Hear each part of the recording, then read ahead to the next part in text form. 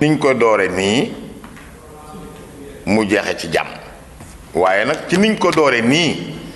ci li nga xam ne moom la ñuy wuti ëllëg te muy phase nationale yi moo tax ñu jóg nii yàlla sama borom yóbbu ñu ci ak jàmm ñu jël ca ndam la ci jàmm te mu jëg ñu del su fi ak jàmm ñoo ngi sant bu baax presse bi woon nañ leen wuy si nañu ñoom lañu yaakaar ne danañ ñu jàppale ba li nga xam ne moom lañu bëgg mu siiw ñu siiwal ko di gërëm président ODCAV mi nga xam ne moo fi toog ndax mën nañ ne sax tey de salle bii bokk na ci ñi nga xam ne tax nañu jot ci sama wax nag du ci gudd dama di doyen ci yëf yi ñu joxoon ma rek ne naa ci ñaan bu ma ñaanee ñi ci des xam nañu li ñu war a wax ak ñi ñu ko war a waxal ma leen di ñaanal yàlla sama borom ubbi seeni xel ba nu wax fi lu ñëpp mën a dégg ak lu ñëpp mën a topp allahumma salli ala sayyidina muhammadin wa sallim. gërëm Baye Laye ci kàddu yu rafet ak yi gàtt yi nga xamante ni tënk na ko fi léegi man ci turu ASC Diamaguène mi ngi remercier le président du conseil départemental mi nga xamante ni moo tax ñu am salle bi bu mën fee tenir point de presse bi. ASC Diamaguène dellu di gërëm ODCAV mi nga xamante ni aussi moo ñu jàppale ba pare wan ñu yoon bi à travers le président qui est là Ousmane Diop. di nuyu aussi journalistes yi nga xamante ni ñoo fi teew di gërëm le bureau sortant yi nga xamante ni ñoo fi nekkoon daaw ñi nga xamante ni am na ci ñoo xamante ni ñu ngi fi am na ci ñoo xamante ni nekkatuñ fi di gërëm aussi anciens joueurs yi nga xamante ni ñoom ñoo tax tey ba Diamaguène mën a dem phase nationale parce que ñoom ñoo fi nekkoon daaw di dellu gërëm aussi population bu Diamaguène bi nga xamante ni ñoom ñu ngi toujours derrière l'équipe di ko soutenir di gërëm aussi la population thiessoise di gërëm ñëpp bu loolu weesoo ñu jël kàddu bi jox ko monsieur Rawane Gningue mu def tuuti historique ak palmarès bu ASC Diamaguène Rawane vous avez la parole. Un acte fort buy wane ne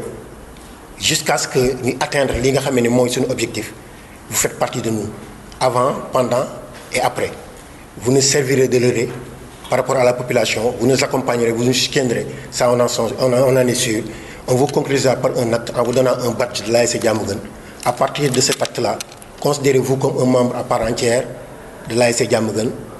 avant, pendant et durant. Ça mérite des applaudissements, ça. Le contexte et justification. L'ASC Diamaguène, la zone 5B ODCAV de Thiès, va représenter la région aux phases nationales de Navétane qui se dérouleront à Ziguinchor du 12 au 27 août 2016. À cet effet, l'association a besoin d'une bonne et large communication pour atteindre la base affective ainsi que les donateurs. D'où l'objet de ce qu'on vient de faire avec vous, pour que vous serviez de relais. L'historique. L'ASC Diamaguène a été créée en 1974 par M. Louis Mendy, qui en a pris l'initiative après avoir constaté que la majeure partie des joueurs évoluant à l'ASC Harlem de Kër Serigne Ablaye Yakhine habitent à Diamaguène. Il en fut d'ailleurs le premier capitaine. Pour une première participation aux activités navétanes de l'ASC Diamaguène en 1974, l'ASC Diamaguène a remporté la Coupe Wagué. Elle remporte successivement la Coupe départementale en 1976 et 1977. Les vainqueurs de la Coupe du Maire en 1996. En 2000, les vainqueurs de la Coupe départementale. En 2001, finaliste des phases nationales en cadet à Louga. La deuxième année, ils nous avaient promis que nous demandions en 2001, loupé nañu coupe bi, ils nous avaient promis la coupe en 2002. C'est ce qu'ils ont fait. Nous avons phase nationale en cadet à Tamba, ils nous ont rapporté la coupe, ils nous avaient promis. En 2003, ils étaient encore présents à Diourbel. Ils ont été finalistes là-bas à Diourbel, ils ont malheureusement perdu la finale. En 2007, On a été vainqueur de la coupe départementale finaliste régionale en senior. En 2008, représentante nationale aux phases nationales à Kébémer. Je tiens à vous dire que nous, on a eu à avoir la coupe zonale plusieurs fois. On a été vainqueur de la coupe zonale plusieurs fois. Bon, on n'a pas, si on serait resté là à fixer les dates et tout ça, donc la feuille même sera vraiment pleine, quoi. C'est pour ça qu'on a résumé pour dire que nous, on l'a pris plusieurs fois cette coupe zonale-là. Hein? En 2016, cette année-ci, on compte représenter la région de Thiès en phase régionale à Ziguinchor. L'objectif, c'est quoi? Par rapport à c'est dans le cadre de la préparation de la saison navétane en 2016, marquée particulièrement par sa participation aux phases nationales devant se dérouler à Ziguinchor.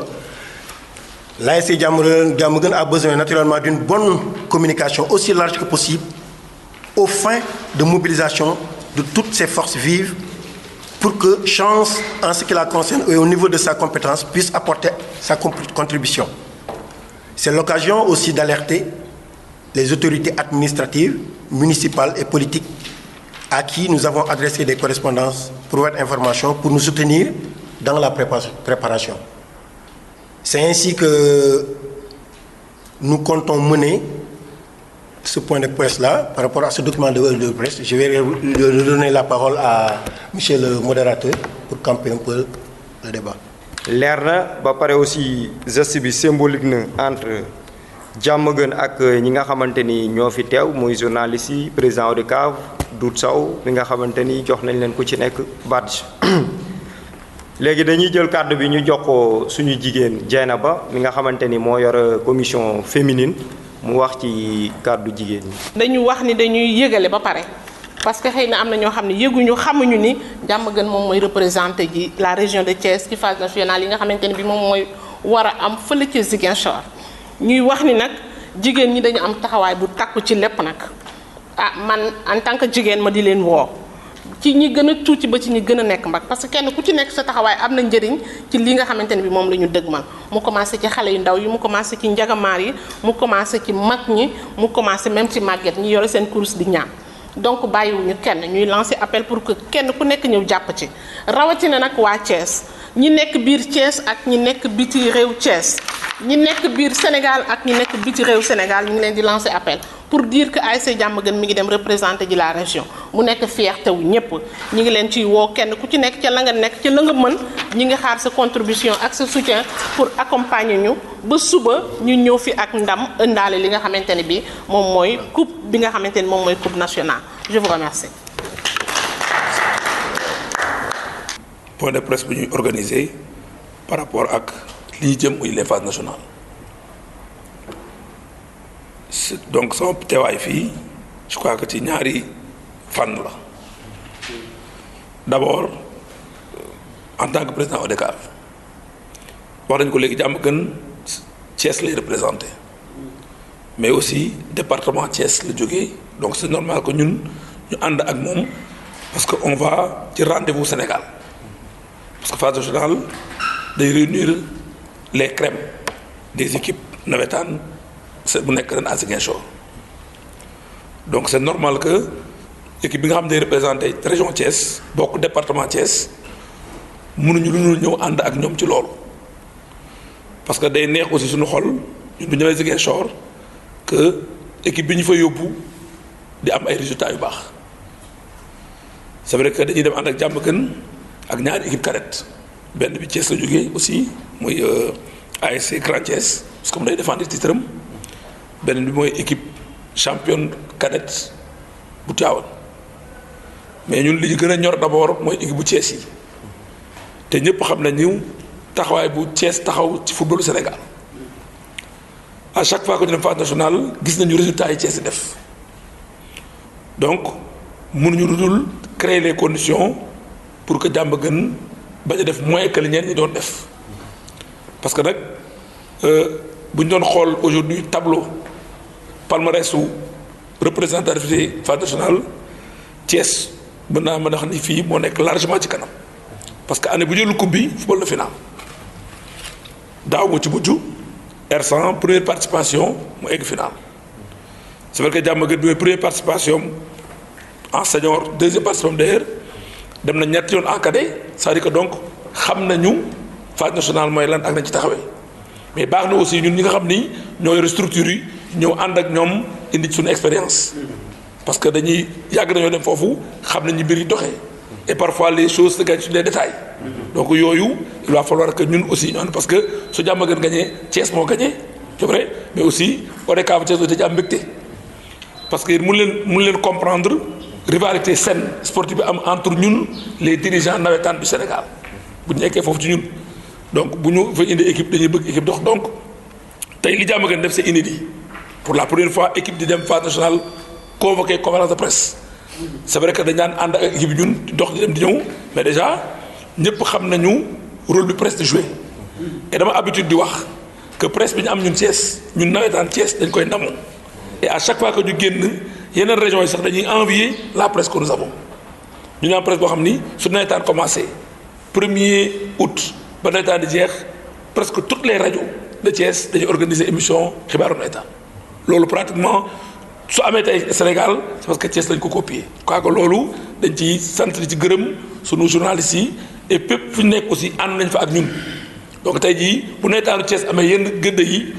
damay wax ni presse bi joué loolu am importance donc tey boo leen xalaatee woo presse bi waxtaan ak ñoom je crois que li ngeen di xaar dinañ ko def parce que fa ngeen bëgg mu egg dinañ ko fa eggal donc loolu c'est important di wax aussi sama présence fii même bu doon dama nekk président ODCAV dama fi war a nekk parce que dama cee bokk peut-être ñu bëri xamuñu ko grand yi xam nañ ko man Diamaguène laa juddoo donc bu nekkoon sama équipe donc tey bu ñuy Diamaguène def dara même fa nekkoon président ODCAV damaa war a ñëw bokk ci parce que ci laa bokk donc su yàlla defee aussi ma bokk ci nekk président ODCAV lépp lu may def dama koy def pour que mbir bi gën a mën a réussir donc am na loo xam ni yéen a koy dox am na loo xam ni ñun ñoo koy dox donc je crois que bu nekk ku nekk doxee bayee waaram tool bi dina mat et tool bi su matee ñu dem dans de très bonnes conditions je crois que incha allah lépp li nga xam ne yaakaar nañ ko dinañ ko am maa ngi koy wax démb ci guddi rek may waxtaan ak Pape au téléphone ma ne ko lépp loo xam man mën naa ko def ci effort ci loo leen xalaat pour que Diamaguène nekk dans de bonnes conditions et que gañ ko bi indi ko incha allah dinaa ko def te je crois que ñi ma xam-xam nañ man noonu laay doxee donc pour ne pas monopoliser la parole donc maa ngi gërëm ñëpp di remercier ñëpp di ñaan yàlla aussi ci weeru koor bi ñu defee conférence de presse bi yàlla may ñu si ndam que incha allah bu ñuy dellu si Fall le 27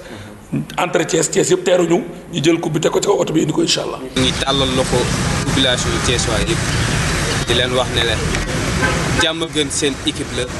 Diamaguène mooy représenté Thiès na ci ñëpp jàpp ñu ciy jàppee mooy ñu ngi koy commencé suñu koñ ndax ñu naan bees say weewu tànk ñu bëgg Diamaguène bi yëpp jóg muy mag di ndaw di góor di jigéen ñëpp jóg jàpp ci pour nga xamante ne dinañ mën a dem tamit bu sell boo xamante ne dinañ mën a dem jëli la fa nekk indaale ko tamit may remercier di ñaax tous les présidents yoo xamante ne mës nañoo jaar ASC Diamaguène